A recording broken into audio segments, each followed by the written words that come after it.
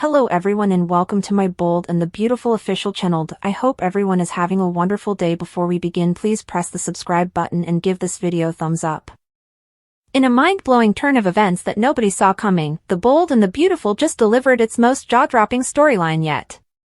What started as whispers of betrayal turned into a full-blown courtroom brawl, complete with lies, love, a loaded weapon, and Luna Nozawa at the heart of it all. Bill Spencer has declared war. Luna's freedom hangs by a thread. And just when you think it can't get worse, a gun is pulled mid-trial in front of Ridge, Brooke, Steffi, Hope, and a stunned judge. Secret alliance, shocking betrayal, courtroom meltdown, and steamy showdown that fans have waited decades for. Welcome to the beginning of the end. Bill discovers Luna was hiding something about Liam's final days, something that changes everything. He confronts Luna outside Il Giardino. "You lied to me. You lied to my face." Luna's eyes widen. "I didn't want to hurt you, or Liam." "Bill, too late. You hurt us all." The confrontation spirals when Bill reveals he has proof Luna tampered with medical records. Luna is arrested on the spot by none other than Baker, who's been tailing her for weeks. Meanwhile, Sheila watches with a smirk. "Told you. No one keeps a secret in this town." Luna pleads not guilty, but Brooke and Ridge demand justice for what she did to Liam. Steffi testifies Luna manipulated him. She knew what she was doing. Hope sobs on the stand, clutching Liam's wedding ring. "She took him from me twice, first emotionally, then permanently." The courtroom is packed. Sheila, Deacon, RJ, Zend, Carter, Thomas, and a mysterious woman in black sunglasses no one recognizes. Bill sits stone-faced in the front row until the judge reads the preliminary charges, and Bill stands up mid-court and explodes. "No bail. She doesn't get to walk away from this. She murdered my son." Just as Luna begins to lose hope, a letter surfaces, allegedly written by Liam before his death. In it, Liam writes, "If anything happens to me, look at the ones closest to me. Especially Luna." But the letter's authenticity is questioned. Ridge demands a handwriting analysis. Brooke finds the letter inside her own handbag, triggering a forensic search. Shock twist, the letter was planted by Electra, Luna's half-sister, seeking revenge for a childhood betrayal. Luna breaks down in her cell. "Why is everyone turning on me?" RJ visits Luna in jail, begging her to tell the truth. "If you didn't hurt Liam, say it. Say it now." "Luna, I can't. It'll destroy your family." Steffi warns RJ, "If you side with her, you're done with this family." Brooke warns Hope not to trust anyone. "This family is a war zone now." Carter finds out about a sealed adoption file tied to Luna's birth, proving Bill Spencer. The Bold and the Beautiful recap for Tuesday, June 3rd, reveals that Steffi Forrester faced inhuman allegations while Sheila Sharp revealed a secret to Deacon Sharp. At the sanitarium, Lee Finnegan advised John Finnegan that he could end suppose of Luna Nozawa as his child after the horrible effects she'd done. Lee didn't want that to open the door to Finn feeling sorry for Luna, who took out 2 men and nearly excluded Steffi, too. Finn conceded that he'd always have a natural connection to Luna just like the bone. Heed to Sheila Sharp. Lee sounded worried over the Sheila bio mama citation, so Finn assured Lee that she'd been a great mama to him. Although Finn claimed he'd cover his family from Luna, Lee remained concerned that Luna would go against his warning and pull commodity. At the Forrester manse on Tuesday's B&B occasion, Ridge Forrester canceled a meeting so he could spend time with Taylor Hayes. Taylor and Ridge enjoyed some romantic moments before agitating Steffi's happy family with Finn, Kelly Spencer and Hayes Forrester Finnegan. Still, there were enterprises about Bill Spencer getting Luna out of the slammer. Ridge raised his fears about Luna going off the rails again and putting Steffi in jeopardy. Meanwhile, Cleric set up a distracted Sheila at the apartment, so she admitted this was about Steffi, Finn and her grandchild.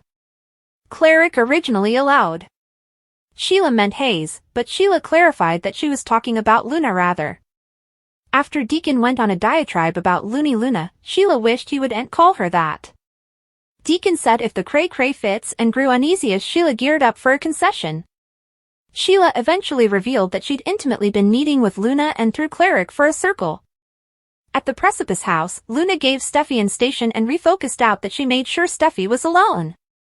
Steffi reached for her phone to call for help, but Luna made it clear that they demanded to talk.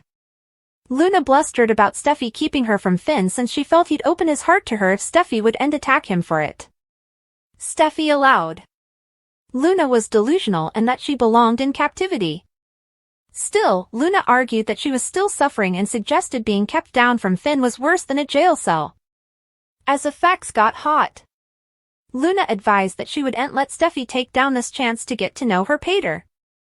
Luna ultimately rehashed her nonage sob story, but Steffi argued that other people faced struggles and didn't resort to the same crimes. Although Luna acted like she'd changed because of Finn, Steffi wasn't buying it, especially since Luna was still condemning other people and not taking responsibility for her conduct.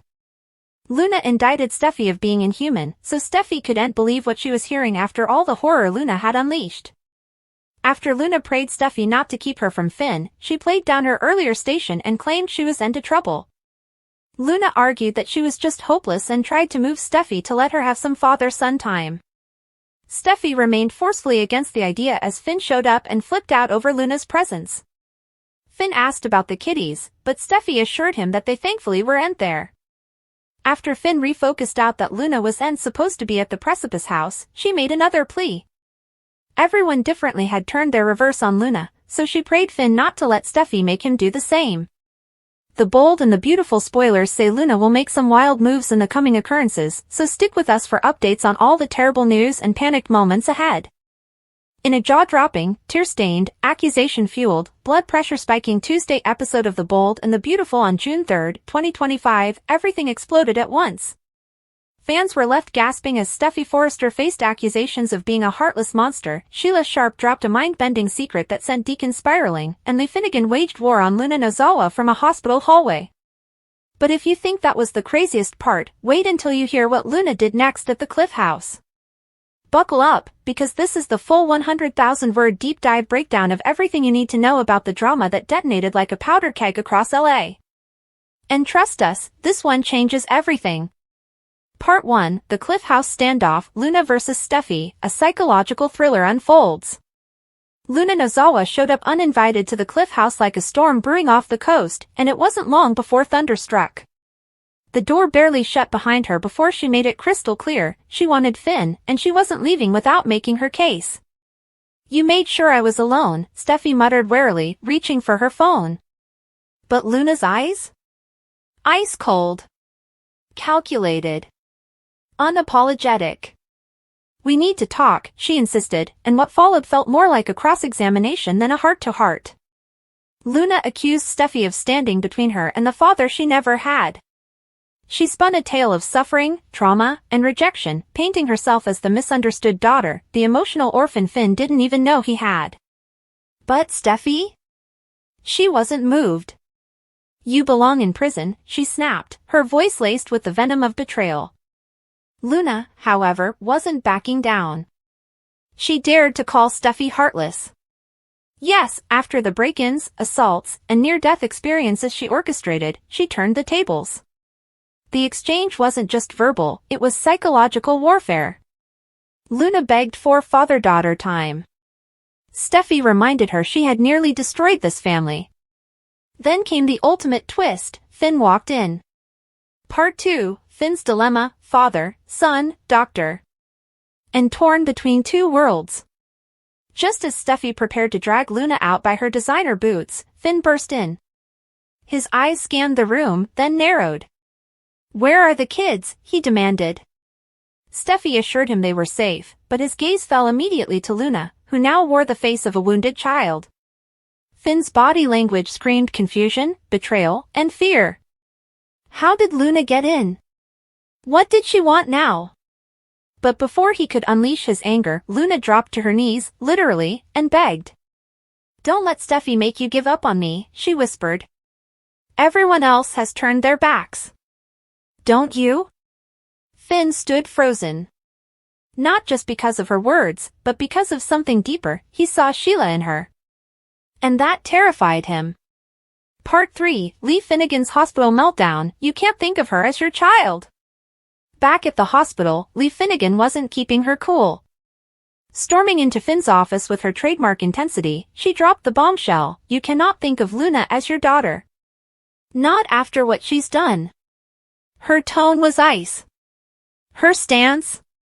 Ironclad. Lee reminded Finn that Luna had assaulted 2 men and almost took out Steffi. She wasn't just a danger, she was a time bomb. But then came the gut punch.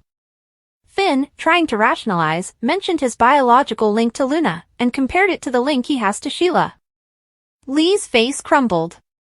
Don't you dare put me in the same sentence as her, she spat. Finn quickly tried to course correct. You've been a great mother to me, Lee. But the damage was done. Part 4, Sheila's Secret. I've been meeting with Luna. Meanwhile, in one of the most shocking scenes of the episode, Sheila Sharp finally let the cat out of the bag. Deacon found her distant, pacing, muttering something about Steffi, Finn, and her grandchild. Deacon, naturally, assumed she meant Hayes. Not Hayes, Sheila clarified. Luna. Cue Deacon's breakdown. Are you saying you've been seeing her? Sheila didn't hesitate. Yes. In secret. Deacon's jaw hit the floor. You're telling me you've been sneaking off and seeing the girl who nearly ruined everything for Finn and Steffi? Sheila nodded solemnly. She's hurting. She needs someone. Deacon wasn't having it. She needs a cell. But Sheila wouldn't budge. She's my granddaughter. And if I don't love her, who will? Part 5, Ridge and Taylor, Romance, Regret, and Ridiculous Rumors. While all hell broke loose across town, Ridge Forrester canceled an important meeting, because spending time with Taylor Hayes meant more than contracts and runway shows. The two shared tender kisses, quiet laughs, and a rare moment of peace. But of course, peace doesn't last long in this town. Talk turned to Steffi, Finn, and the lurking threat of Luna Nozawa. Ridge voiced what fans have screamed for weeks. What if she goes off the rails again? What if Steffi's in danger? Taylor nodded. They both knew this wasn't over. And as the camera zoomed in on a family photo of Finn, Steffi, Kelly, and Hayes, one thing became painfully clear: this family was about to be torn apart. Part 6, Luna's final words. You'll regret this. Back at the Cliff House, after being rejected by Finn and labeled a threat by Steffi, Luna's eyes turned cold once more. You'll regret this, she hissed. He'll come around. You can't keep him away from me forever. Then, like a shadow fading into the storm, she disappeared. But not before glancing at the family portrait near the fireplace and whispering one last promise: we'll be a family. One way or another. Will go down in the bold and the beautiful history as a seismic shift in the saga that's left Forrester fans breathless. Accusations flew. Secrets surfaced. Families cracked. A desperate daughter cornered her father's wife. And one notorious bio mom revealed she's been pulling the strings behind the scenes the entire time. Buckle up, because this is the deep dive of all deep dives, 100,000 words of betrayal, drama, redemption, and revenge in the most jaw-dropping B&B episode yet. Chapter 1, Storm at the Cliff House, Luna's Daring Move. The scene was serene outside the Cliff House, waves crashing rhythmically against the rocks, a deceptive calm before an emotional hurricane. Inside, however, the atmosphere was anything but tranquil. Luna Nozawa, wearing a look that wavered between desperation and fury, confronted a stunned and steely-eyed Steffi Forrester. With no one else home, Luna made her move, slamming the emotional gas pedal to the floor. Her goal? Reach the father she never truly had, through the woman she blamed for standing in her way. I made sure you were alone, Steffi, Luna said coldly. Because this isn't a conversation I can have with the entire cavalry crashing in. Steffi, fearless and firm, reached for her phone. But Luna was quick, not violently, but urgently blocking the call. You don't get it. I'm suffering. Worse than prison is being kept from the one person I might still have a bond with. Finn is my father, and you're trying to erase that. Steffi, furious yet composed, shot back. You took down 2 men and nearly eliminated me. That's not suffering, that's sociopathy. What followed was a tirade from Luna, rehashing her childhood pain, her identity crisis, her belief that if Finn could just hear her out, he'd see there was still hope. But Steffi wasn't swayed. You talk about being heartless? Me? After all the terror you unleashed on this family? Steffi said. You don't want redemption. You want access. And then, just as Luna's voice cracked under the weight of years of emotional neglect and rejection, Finn burst in. Chapter 2, Finn's Fury Unleashed, A Father Divided. Dr. John Finn Finnegan had been warned. And now, standing in the doorway of his own home, that warning was standing there in flesh and blood. What is she doing here, Steffi? Where are the kids? Steffi quickly calmed him. Kelly and Hayes were not home. But the moment was already spinning beyond his control. Luna stepped toward him. Everyone's abandoned me, Finn. Please, don't let her convince you to do the same. And in that second, the weight of Finn's past, his connection to Luna, his fractured understanding of family, his complicated ties to Sheila, came crashing down. He didn't shout. He didn't cry. He simply looked at Luna and said, "You weren't supposed to be here." Chapter 3, Lee's Ultimatum, Mother vs. Monster. Back at the hospital, Lee Finnegan was already on edge. Her stern warnings to Finn had been clear. Luna is not your daughter. She's danger disguised in daughterly distress. I don't care about biology, Lee snapped. You think being connected to Luna makes you a father? Look at the chaos she's caused. Lee went even further, comparing Luna to Sheila Carter, Finn's actual biological mother and longtime menace to society. That hit Finn like a freight train. You've always been my real mother, he told Lee, not Sheila. Not anyone else. But Lee was still concerned. She saw the softness in Finn's eyes when he spoke of Luna. The guilt. The confusion. And it scared her to her core. Fans of the bold and the beautiful, brace yourselves, because this week's courtroom chaos will go down in soap opera history. A shocking betrayal, a courtroom confession, a mysterious weapon, and the wrath of Dollar Bill Spencer collide in an unforgettable drama that could forever change the fate of Luna Nozawa. And just when you thought things couldn't get more dangerous, a gun is drawn, a secret explodes, and someone ends up bleeding on the courtroom floor. You lied to me. Bill's roar echoed through the halls of the LA Superior Court as Luna faced a harrowing moment that shattered her freedom and possibly her future. After weeks of secrets, jealousy, and manipulation, the powerful mogul has reached his breaking point, and Luna is caught in the crossfire. But how did we get here? What led to this deadly standoff? And who pulled the trigger? We're breaking it all down in this 100,000-word deep dive into the courtroom chaos, forbidden romances, parental vengeance, and shocking twists that will redefine the legacy of the bold and the beautiful. From Luna's secret betrayal to Bill's cold ultimatum, from Sheila Carter's eerie return to a gun-toting courtroom explosion, this story has it all. Let's begin the countdown to destruction, because when Bill Spencer says enough, somebody pays the price.